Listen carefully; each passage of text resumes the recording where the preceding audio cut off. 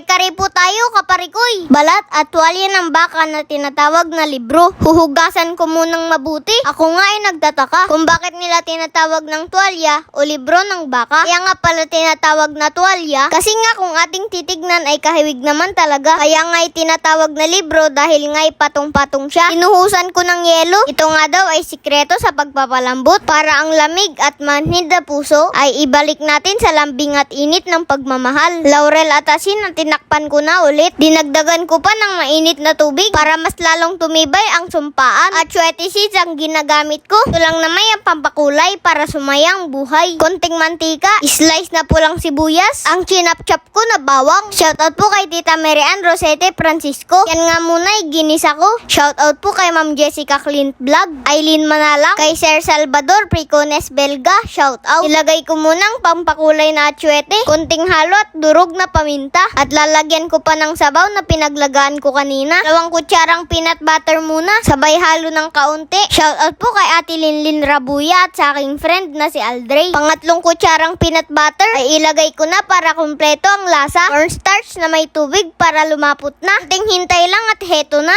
Ang lapot at lakit ay aking nakamit. Lagyan ko pa ng siling habayan. Shoutout po kay Ma'am Maricel Ferrer Sikihot. Nagpainit ako ng kawali at lalagyan ko ng mantika. Priprituin ko lang ang talong. Shoutout po kay Ma'am Christine F. Castillo. Salpiti Bustos, Donisa Palabrica. Nilaga ko lang muna ang sitaw para hindi matutunang bumitaw. Sunod naman ang pechay para ganado sa buhay. Ayan na at nalagay ko na sa mangkok. Patungan ko lang ng alamang sa taas. Nang akin ang matikman, malaman at mahusgahan. Ninanamnam ko at napakayami naman talaga. Ang sarap talaga ng request mo, Tito.